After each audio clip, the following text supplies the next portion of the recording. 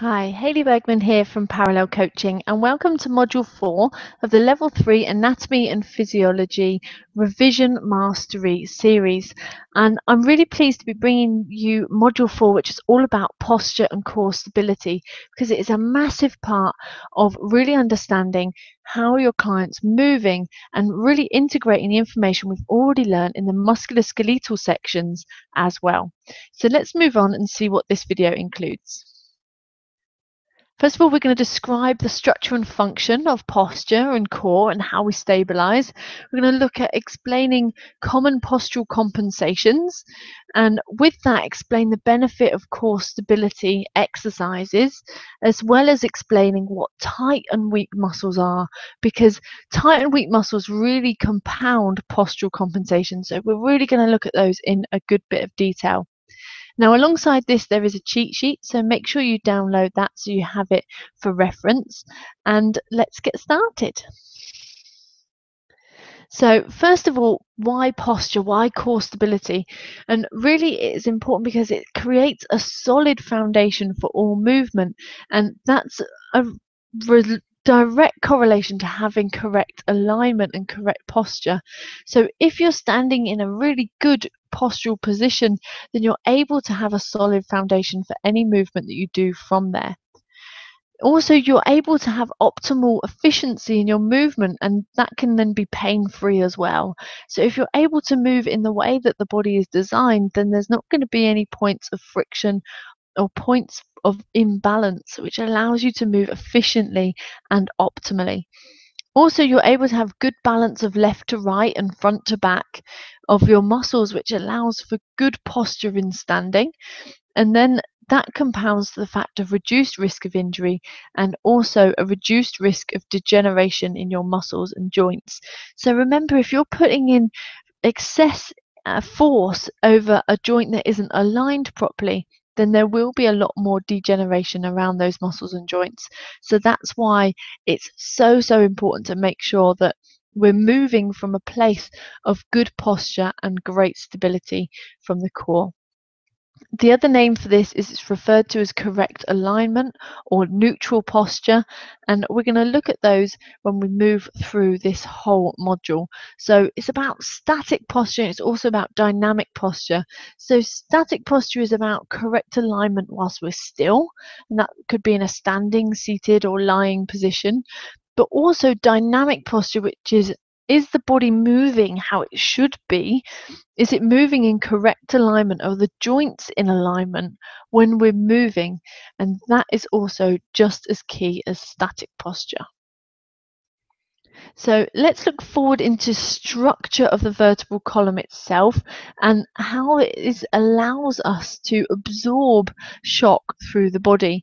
So because the vertebral column has an easy curve to it, has several sweeping curves throughout the whole vertebral column, it allows us to have support, which enables shock to be absorbed, and that means that we can move in various ways. We can jump, we can put shock through the body and demand a certain amount of impact, but it can be absorbed to protect the skull and protect the brain at the very top. It also enables correct muscle alignment because as it moves through these sweeping curves of the vertebral column, it allows for us to stand in this alignment that's in the image on the right hand side of your screen now. And that really shows the perfect neutral spine position and correct alignment position, which is ear in line with mid shoulder, in line with mid hip, mid knee, and halfway through the ankle as well. And if those are all lined up, then we class that as neutral spine or correct spinal or standing posture. And here in parallel coaching, we refer to that as the 5 pillars as well, because it's about standing in good posture position, whereby your glutes are activated, your shoulders are back, and your ears back in line as well. So the structure of the vertebral column is important for making sure that we hold this position in throughout. However, due to environmental stresses and the way that we use our body on a regular basis, people move out of this alignment, and over time their vertebral column structure can change as well. And that's what we've got to be really mindful of when we're training with clients, and also when we're looking at postural alignment to see if we can actually rectify it rather than make it worse. So from this position, we have optimal movement capabilities. Now, let's look in depth at the muscles of the inner core, and then we'll expand back out into posture from here. So let's dive right into inner core unit to start off with. And here we're looking at 4 muscles, and these make up the deepest part of our inner core unit. And the reason why it's so great to start here is that these muscles are the foundations of everything from breathing right through to sort of doing an explosive squat, for example, because they literally hold the stabilization of our spine. And if our spine isn't stable and we're not able to integrate the difference between our limbs and our spine and our trunk, then we're not able to actually optimally do that exercise. So the definition of core stability is actually the ability to hold the midsection still, or the spine still, whilst the arms and legs move. And in order to do that, we need to set up a system. We need to have this system in our body that allows us to reduce the pressure that's actually on that spine, allows us to contract inwards and really make a solid base for ourselves so that we can move our arms and legs independently. Now, here we're talking about engaging the core and what that means. What is activation of the core? But first of all, let me show you these inner core unit muscles. We've got the multifidus, which runs literally down the spine, and that's a real great stabilizer for the spine, and also can help with back extension a little bit. So it helps extend the spine and keep it upright.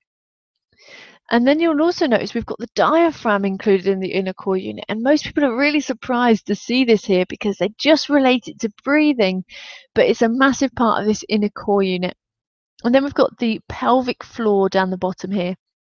And that works like a hammock shape from the front to the back of the body. And literally here it sits in the pelvis like a hammock, and it can be used like a second diaphragm in relation not just to breathing but to actually holding the body in place. And then the final part of the inner core unit is the transversus abdominis, and it works like a corset. It literally wraps around the entirety of the core and abdomen area. And that really allows you to pull in and pull up. Now, you can probably see on here that these 4 muscles basically draw together to create a cylinder. Now, this cylinder is really important because it allows us to add a certain amount of intra-abdominal pressure. Now, this intra-abdominal pressure allows us to take the weight off the spine and the intervertebral discs that sit in the spine, because this will allow us to move forwards and also to allow us to take the weight off the spine, allowing us to lift heavier motions and keep the trunk stable whilst moving arms and legs, which again is the definition of core.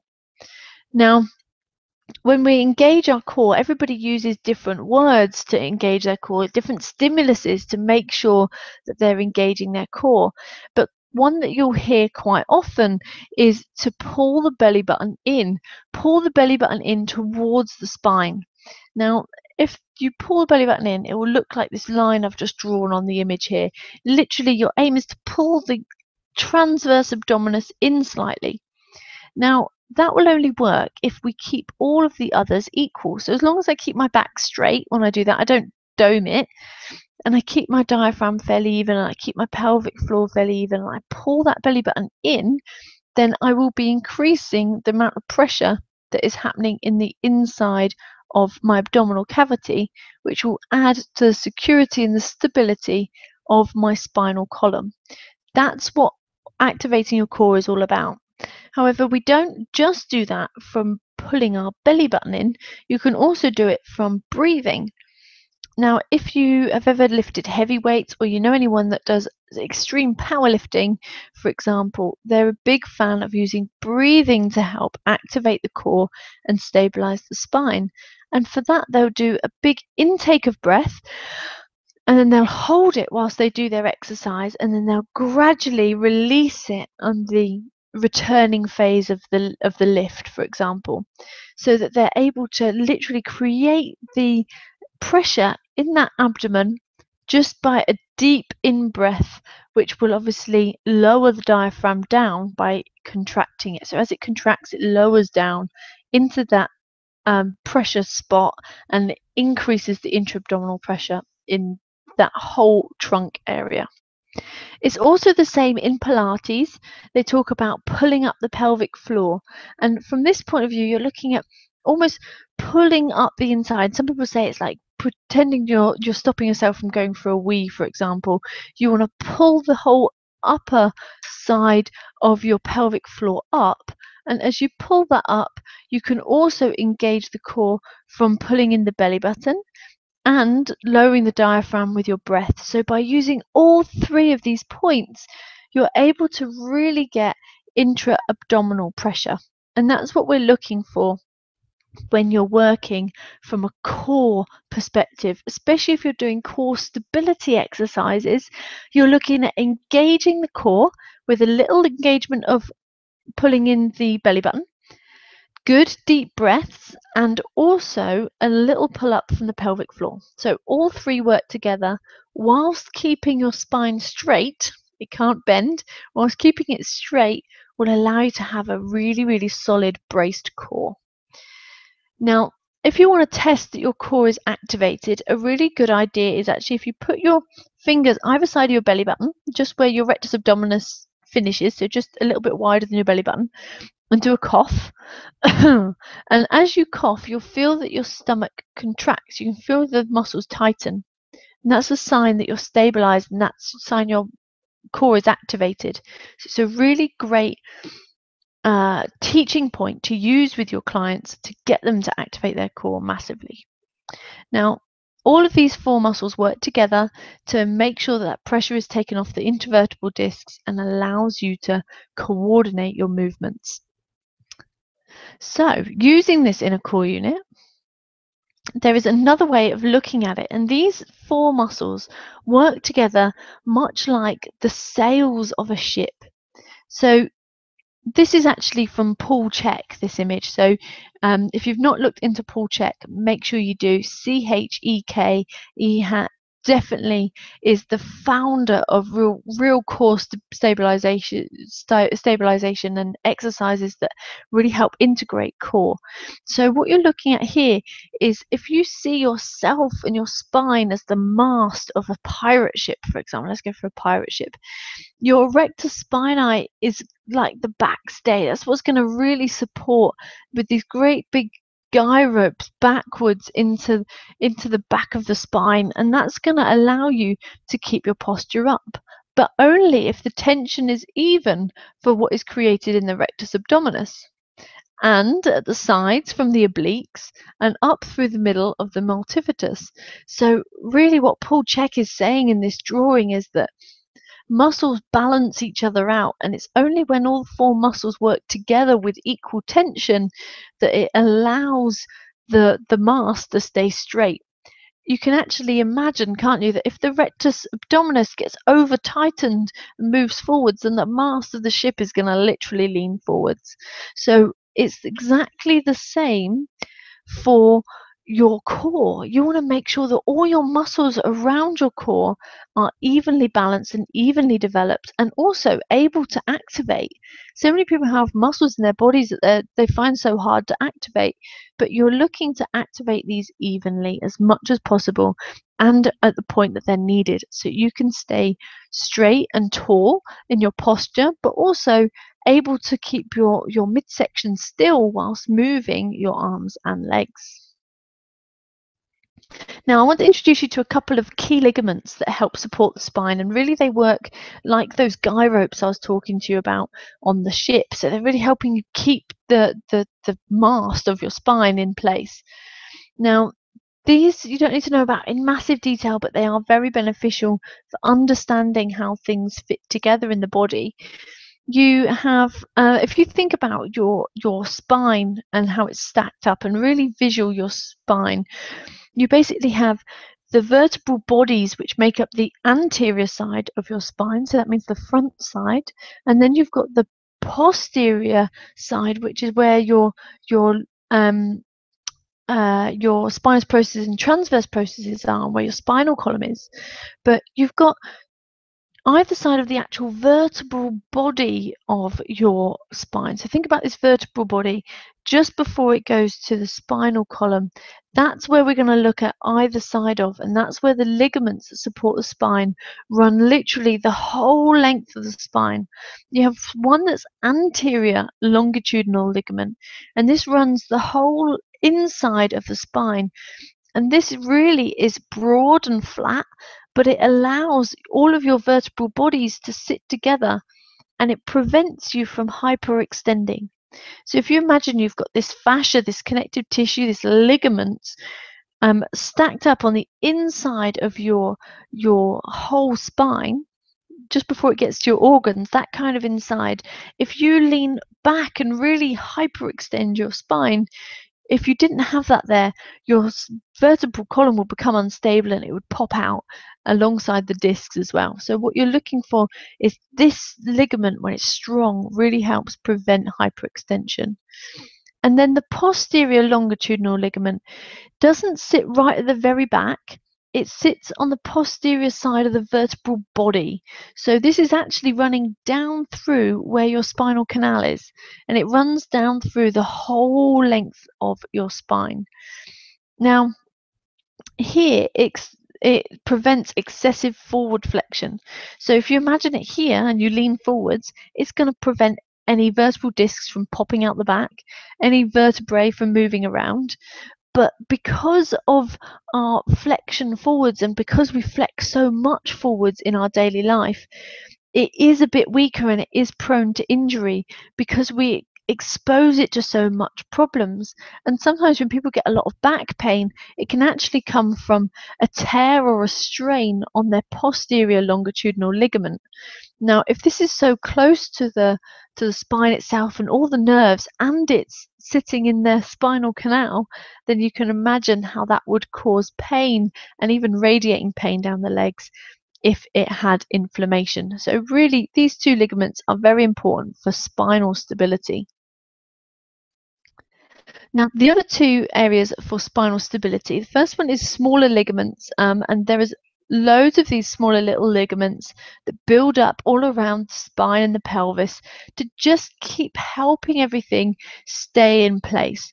Some of them join in between vertebrae, so they go like the transverse process into transverse process, or spinous into spinous process, and they all build up.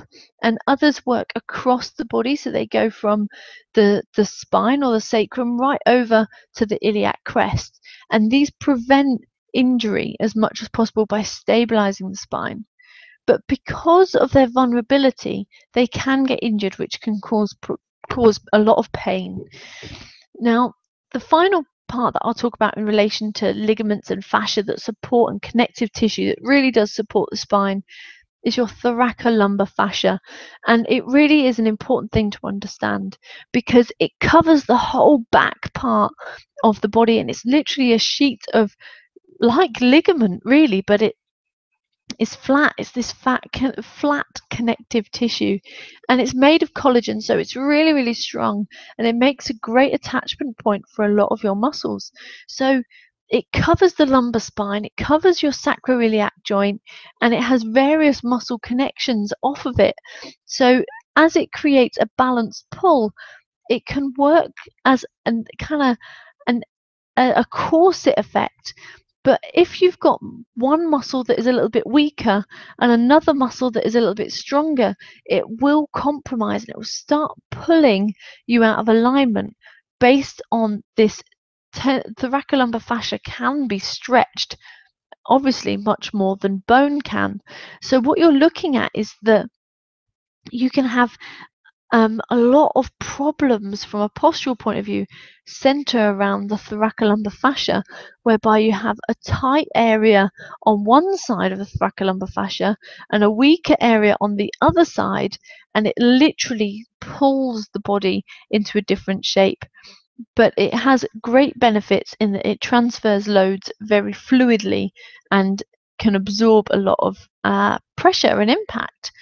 So if you've got imbalanced muscles pulling on the thoracolumbar fascia in an irregular way, it can definitely compromise your posture and how you move through space, but it can definitely affect your ability to engage your core and therefore really limit your support that you're offering to your spine. Down the road, that will lead to injury, it will lead to herniated discs, it could lead to injury to ligaments. So it's so important to make sure that the risk of injury is reduced by really having a balanced effect with all of your muscles in your body. Now, whilst we're talking about balanced muscles, this is the next area we're going to look at. And really, if people aren't muscularly balanced, if they've not considered the use of their muscles on a daily basis, then they can end up with postural imbalances. So this means that they might have one muscle that's really tight or that's been really overworked, and one muscle might be underworked. So they end up not being able to work in the way that they usually do or that they're supposed to do for a particular exercise or movement. So, for example, you might have postural imbalances, and then those will in themselves compound the already tight and weak muscles that you have in your body. Then you'll get tight muscles that are shortened and usually overused, and you'll get weak muscles that are usually lengthened and underused. And a good analogy for that, and a good place to start really when you're looking at this, is around the hip complex, because the hip flexors are usually so tight that they tilt the pelvis and they prevent the glutes from ever engaging properly. So it means that you end up with this tilt in the pelvis and a lack of ability to engage the glutes. Now, this over time can lead to atrophy of those glutes. So instead of looking peachy, for example, they look a lot flatter, and that's because they're just weakened and lengthened. It also can cause a lack of stability because your body's got to rebalance itself. It's got to find its homeostasis again, and that can cause a lot of stability and posture problems. It can mean that there are poor and inefficient movement patterns, and also poor exercise technique follows on from that as well, which again causes injury and again causes back pain. So it's kind of a compounding spiral to make sure that the muscle balance is crucial, because if you don't, then it can literally end up in a lot of injury and even more muscular imbalances. And muscular imbalances happen for one of three reasons: overuse, underuse, or misuse. So all of these three can cause a effect on the muscles. Some of them are prone to be tight and some of them are prone to be weak, but they will do this through overuse, underuse, and misuse. So if you've ever been ill or been in hospital for a little while and you've laid down solidly for, say, a week or 2 weeks, and your muscles start to atrophy, you'll find yourself falling back into more of a fetal position where you're succumbing to the tighter muscles in your body, because those that are tight will be tight because you've underused them, and those that are weak will be weak because you've underused them. But similarly, you might compound that by overusing tight muscles on a daily basis, like for example your hip flexors or your chest, or misusing them in exercise. So it's really important to understand that you're using your muscles with good balance. Now, I want to explain to you a little bit about tonic and fascic muscles. This is a really great understanding. As soon as you have this in place, it really does transform your understanding of how the muscles affect your body and your posture on a daily basis.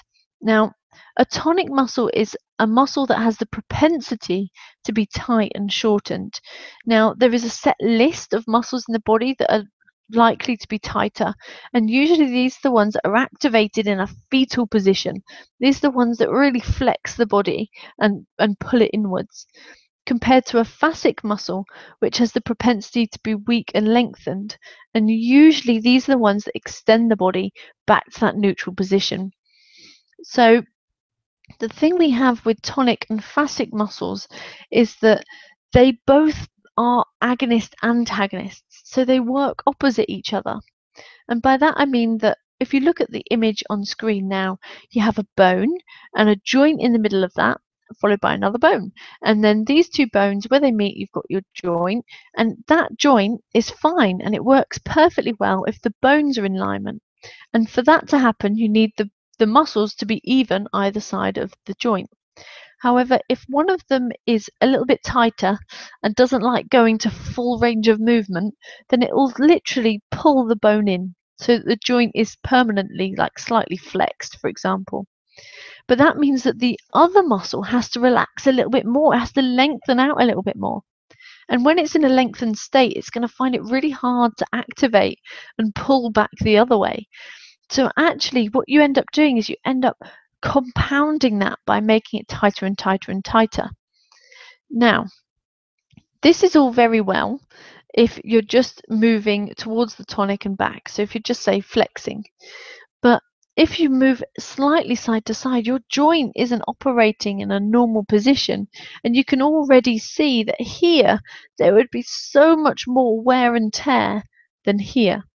The pressure is very, very different compared to how it should be sitting with a nice straight bone to bone with the joint in the middle. So it's so important to understand the difference of tonic and fascic muscles. So a tonic muscle has the propensity to be tight and shortened, so it's usually tight and short, and then a fascic muscle is usually long and weak. Now, these are the muscles that make up tight and weak muscles in our body.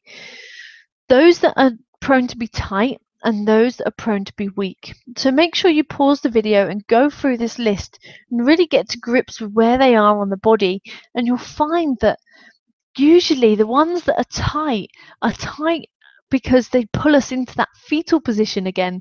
They really start pulling us into a place whereby we are less effective, whereas the weak ones are the active ones like the glutes and the rhomboids in the back that allow us to stand up straight. So over time we can succumb to these tight muscles, and as we succumb to these tight muscles, our posture changes, and we see these specific postural trends in clients and in people when we're moving around. So we're going to look at these specific trends now as we move forwards. So let's start by looking at kyphosis, or another name for this is hyperkyphosis, because we all have a natural kyphotic curve in our thoracic spine, but it's when it becomes hyperkyphotic that we really have problems. And in this place, we've got some tight muscles and some weak muscles. Now, if you just take this position now, like really curve forward, so tense your chest a little bit and let your shoulders separate, so you're protracting your shoulders, and that you just medially rotate your shoulders, so bring your arms sort of just in front of your body. In fact, you're probably already there if you're sitting down. Most people sit in this position. Now, as a result, your chest is activated, your anterior deltoid is activated, and so are your very upper traps. Remember the upper traps that are holding your head in place. And these get really, really tight, and they get really short, and they get overactive. But the weak muscles are going to be the mid traps and the neck flexors. So the mid traps really just need to squeeze and retract the shoulder blades again so that they can activate and really get the posture back up to normal. But if someone stays like this position for a long period of time, over time the bones and the ligaments and the fascia start to set in position, and kyphosis can become a more permanent thing. However, if it's reliant just on posture and just on muscle tightness, then you can really amend this in your clients and really get them back to good posture, mostly through awareness, but also from stretching the chest muscles, strengthening the mid traps, so the mid trapezius, and encouraging scap retraction, whereby they really pull back and retract that scapula. So let's look down at the next slide. So the next one is lordosis, and this one you see in a lot of people that maybe if they sit down a lot all day, and in this position their bum kind of kicks out and their hips throw forwards, and they end up in a lordotic position whereby the curve in the lumbar spine is exaggerated. So this curve here becomes massively exaggerated. Now, this again can set in over time, and it can be a cause of abdominal obesity. So if you imagine that you've got a lot of weight in front of you, obesity can really cause this hyperlordotic curve whereby it's pulling the whole pelvis forwards to the point that it's flexing and it's extending the spine out in the lower area and really pinches on the back of the spine. It also can be an effect of sedentary living. So if you imagine that you're sitting down now and maybe you are sat in a triple flex position at the desk, your hip flexors are tight and your glutes are stretched. Now, if you do that at your desk and you do that in a car and you do that when you get home on the sofa, then over time those muscles will get tighter and your glutes will get weaker. So that's why activity is very, very important. But then when you go to use those muscles, say in the gym, or when you go to use them for any other exercise and activity, you want to make sure that you activate your glutes again. But a lot of people just go with the muscles that they favor, so that when they're walking, they start walking using their lower back and their hamstrings rather than their glutes. And they end up with this lordosis being massively exaggerated, and they end up overworking their muscles, and they end up with tension, back pain, and more tilt, more and more anterior tilts. So in this position, their hip flexors are tight, which promotes an anterior tilt of their pelvis. So an anterior tilt is basically if you stand up now and put your fingers on your hips, so your ASIS at the front, so anterior suprailiac spine, the little knobbly bit on the front, and also right at the back near your sacrum, put your fingers on both sides and then just tilt your pelvis forwards so your ASIS gets lower than your PSIS, which is where you put your hands at the back by your sacrum. And as you tilt that, you'll feel that maybe a little bit of tension in your spine and your back, but also you'll notice that your stomach kind of balloons. It's no longer engaged. Your glutes go weak and your hip flexors get tight. So that's really the position that these people are staying in, this anterior tilt with a lordotic curve in the spine. Now, the secret for doing this, for helping them, is to stretch their hip flexors and stretch their lower back, as well as strengthening their core and how they activate it, and also activating their glutes on a regular basis. Alongside encouraging a good posterior tilt, whereby they're tilting their hips back the other way, will really make sure that you start to alleviate the pressure on the intervertebral discs, which at this point are at a big pressure point, and potentially prevent a lot of injury. Now, it also means they can activate their muscles properly and drive through in the exercises appropriately by using their glutes rather than using their back and their hamstrings, for example. So now we just sneak over to scoliosis, and usually this is a more serious effect whereby it isn't so much about posture, it's much more about a lateral curvature of the spine that actually starts moving. And this can be caused by genetics, so people can be born with it, but it can be caused by carrying uneven loads for a long period of time. So ladies that hitch a child up and hold them on their hips, or maybe you're carrying a briefcase or a heavy suitcase on one side a lot of the time. Then you want also, if you overuse particular muscles in an ineffective plane, it can start to cause a lot of stress on the ligaments, compound those muscular imbalances, and physically move the curve. So you end up with a curve of the spine that from the back looks like a C shape or an S shape rather than a nice long line, and that's scoliosis. Now, there can be medical intervention if it's very serious or if it's genetic, but long-time exercise programming can be effective, and it's really about core stability and keeping the pelvic bones as even as possible in relation to the shoulders wherever you're training your clients. So now there is massive benefits for improving posture and core stability, because not only will it reduce risk of injury around the spine, pelvis, shoulder girdle, associated joints as well, but it also improves power so that your limbs can actually push more weight and really pull through in dynamic positions rather than relying on sort of the ligaments and the bones to do the work, you can actually really power up and brace by having a good strong core. It also improves appearance because you end up in a good alignment, which makes sure that everything's moving in the right place. Plus, as soon as you do that and you engage your core, the stomach actually pulls in. And as soon as the stomach pulls in, people automatically feel much better about their belly, so they feel that their improved appearance is instant. Balance and motor skills obviously improve straight away, decreasing the risk of falls. Obviously, muscular balance will help because core is usually weak. So as soon as you strengthen it, it works much better, and it can reduce your lower back pain as well. And if it's a thoracic problem, your lung capacity can be massively impinged. So just by opening up and expanding the chest and really showing the heart to the sky, you can really improve your lung function as well. Now, these are quite a lengthy list of posture and core stability benefits. So really, it's just a case of understanding the structure and then using that to really develop the core and really get into your movement patterns. Now, if you go to the cheat sheet and download the cheat sheet, you'll see in there's a couple of little tasks about getting to grips and really understanding your own body from a posture and core point of view, but also just a few recap points for understanding posture and core.